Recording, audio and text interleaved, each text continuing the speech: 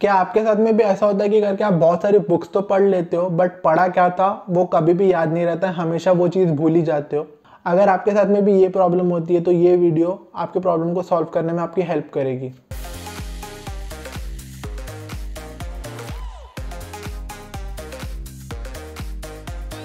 अक्सर ऐसा होता है ना कि करके हम बुक्स तो पढ़ लेते हैं, एकदम बहुत अच्छे तरीके से बुक्स पढ़ लेते हैं, अच्छे से चीज़ें समझ जाती है, याद भी रहता है, बट कुछ टाइम के लिए याद रहता है, फिर भूल जाते हैं कि क्या पढ़ा था, क्या था उस बुक में, कुछ भी याद नहीं रहता है। तो उस चीज़ को कैसे टैकल करना है उसके लिए मैं आज आपके साथ में 4 टिप्स शेयर करने वाला हूँ। तो जो पहली टिप है वो है नो योर पर्पस। पर्पस मतलब रीजन। जब भी आप कोई बुक को स्टार्ट कर रहे हो ना तो अपने आप से ये पूछ लो कि करके ये बुक मैं क्यों पढ़ रहा हूँ, ये बुक पढ़ने के पीछे में क्या रीजन है। अगर वो बुक आप इसलिए पढ़ रहे हो क्योंकि आपकी लाइफ में अभी करंटली कोई प्रॉब्लम चल रही है जिसका आप सोल्यूशन ढूंढ रहे हो, तो इस चीज की प्रोबेबिलिटी बहुत ज्यादा है कि करके वो चीज आपको बहुत बहुत ज्यादा अच्छे तरीके से याद रहेंगी। क्यों?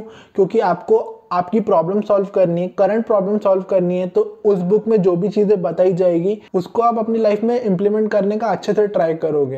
एंड सच बताओ ना तो इम्प्लीमेंटेशन से बड़ा दुनिया में कोई भी लाइफ हैक नहीं है, कोई भी लाइफ हैक नहीं है, क्योंकि the things that get implemented is remembered. जो भी चीज इंप्लीमेंट की जाती है ना वो बहुत बहुत अच्छे से याद रहती है हमको। The second tip is spaced repetition. हमारा माइंड एक ऐसी चीज है जिसको हम जो चीज याद रखने बोलते हैं वो अक्सर वो चीज भूल जाता है, एंड जो चीज भूलने बोलते हैं वो अक्सर हमको कंटिन्यूसली याद दिलाते रहता है।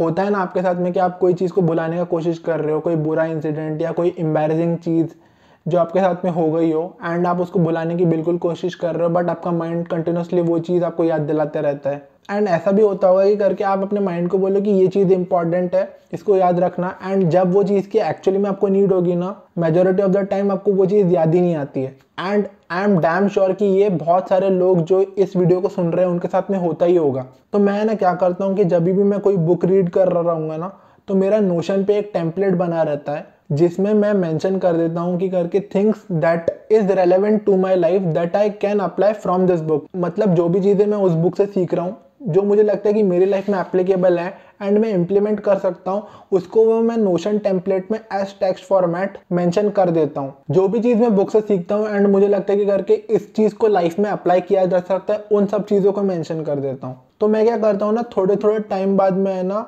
उन नोशन टेम्पलेट्स को रिविजिट करता हूँ कि करके उन बुक्स में से मैंने क्या चीज़ें सीखी थी एंड क्या क्या चीज़ों को अपने लाइफ में इंप्लीमेंट करने का सोचा था। और ये जो प्रोसेस है ना, इन इक्वल इंटरवल्स कोई भी चीज़ को रिविजिट करने का या रिपीट करने का, इसको ही स्पेस्ड रेपिटेशन बोलते हैं। स्पेस्ड मतलब गैप या इंटरवल, एंड रेपिटेशन मतलब कोई भी चीज़ को दोबारा करना या रिपीट करना। तो कोई भी चीज़ को हम रिविजिट कर रहे हैं, उसको बार बार देख रहे हैं, तो रेपिटेशन भी आ गया, एंड हम गैप दे रहे हैं, इसलिए स्पेस्ड रेपिटेशन।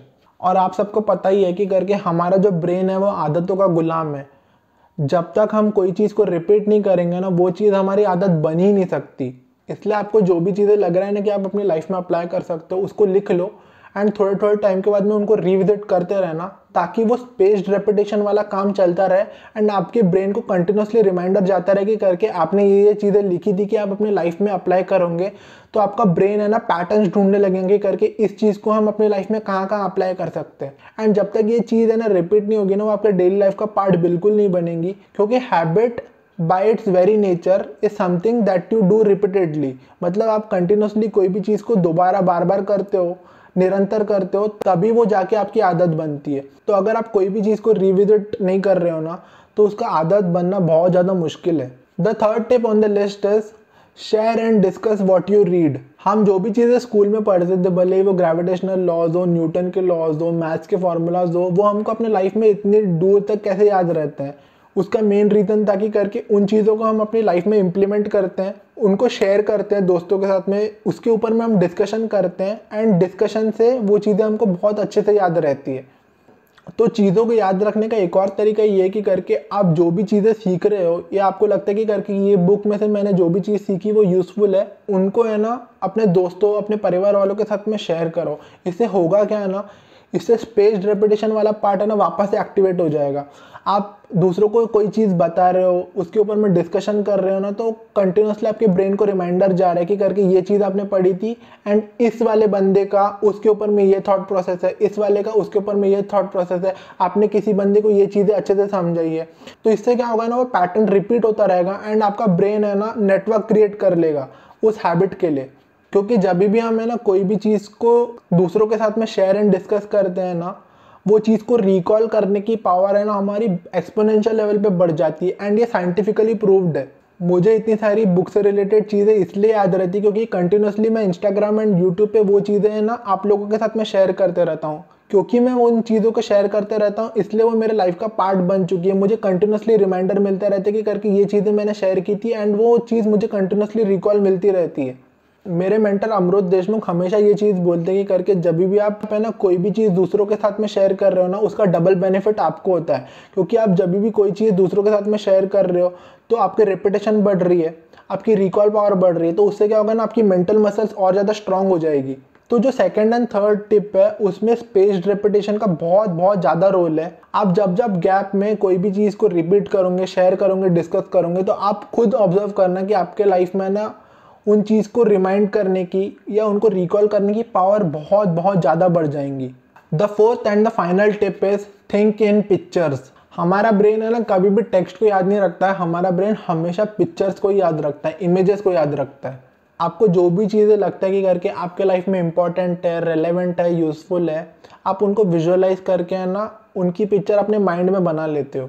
जैसे हम बचपन में कैसे सीखते थे कि ए फॉर एप्पल, तो जब हम एप्पल बोलते हैं तो करके वो एप्पल की इमेज हमारे दिमाग में आ जाती है। हम बी फॉर बॉल बोलते हैं तो वो बॉल की इमेज हमारे दिमाग में आ जाती है। बॉल लिखा हुआ नहीं आता है, बॉल की इमेज आती है। हम एलिफेंट बोलते हैं तो वो एलिफेंट की इमेज हमारे सामने आ जाती है।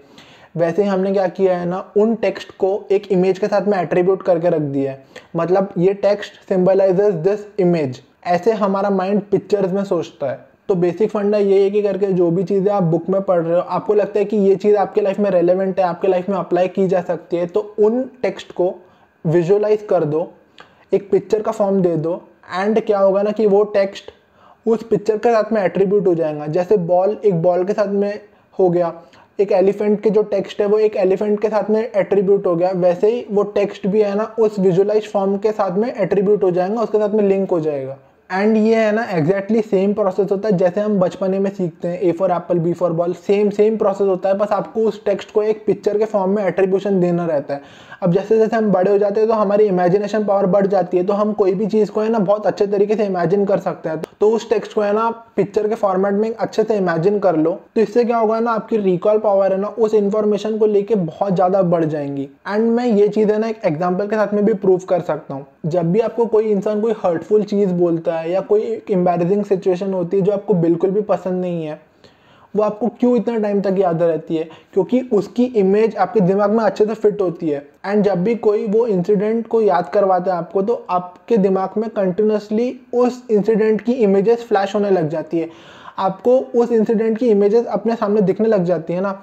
ऐसा ही होता है क्योंकि हमारा माइंड है ना हमेशा पिक्चर के फॉर्मेट में ही सोचता है। जैसे मैं आपको पिंक एलिफेंट बोलूंगा तो आप कंटिन्यूसली पिंक एलिफेंट को इमेजिन कर लोगे। मैं आपको बोलूंगा मम्मी, तो आप अपनी मम्मी को इमेजिन कर लोगे। हमारा ब्रेन हमेशा हमेशा पिक्चर्स में ही सोचता है। तो ये टेक्निक है ना इनिशियल लेवल पे हार्ड हो सकती है, बट जैसे जैसे आप इस चीज़ के ऊपर में काम करोगे ना, तो धीरे धीरे हर हैबिट की तरह ये स्मूथ होने लग जाएंगी। जैसे हम गाड़ी चलाना सीखते हैं तो इनिशियली हमको थोड़ा टाइम लगता है हाथ बैठने में, पैर बैठने में, बट जब हम उसको बहुत टाइम तक कर लेते हैं तो हमारे हाथ पैर अपने आप मूव होने लग जाते हैं। तो सेम चीज़ इस हैबिट के साथ में भी होंगी जब आप स्टार्ट करोगे। अगर आप स्टार्ट नहीं करोगे तो ये हमेशा हार्ड ही रहने वाला है। तो ये चारों टिप्स को मैं आपके लिए समराइज कर देता हूँ। पहला है नो योर पर्पस। तो आप कोई भी चीज़ क्यों पढ़ रहे हो, किस रीज़न से पढ़ रहे हो, उसको पहले ही क्लैरिफाई कर लो। क्योंकि वो चीज़ जब आप इंटेंशन के साथ में पढ़ोगे ना, क्लियर इंटेंशन के साथ में पढ़ोगे ना, तो उसको इंप्लीमेंट करना एंड याद रखना बहुत इजी हो जाएगा। सेकंड इज स्पेस्ड रेपिटेशन, कि जो भी चीज़ आप पढ़ रहे हो उसके पॉइंटर्स नोट डाउन कर लो एंड कंटिन्यूसली थोड़े थोड़े टाइम में, थोड़े थोड़े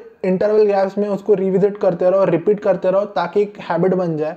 थर्ड, शेयर एंड डिस्कस। जितना ज़्यादा आप डिस्कस करोगे उसको रिकॉल करने की पावर आपकी उतनी ज़्यादा बढ़ती जाएंगी। And fourth is think in pictures, कि जो भी चीज़ आप पढ़ रहे हो, जो भी पॉइंटर्स आप नोट डाउन कर रहे हो, उसकी एक इमेज या उसकी एक पिक्चर अपने दिमाग में क्रिएट कर लो ताकि उसको रिकॉल करना बहुत ज़्यादा ईजी हो जाए। So that was it. ये थी वो टिप्स।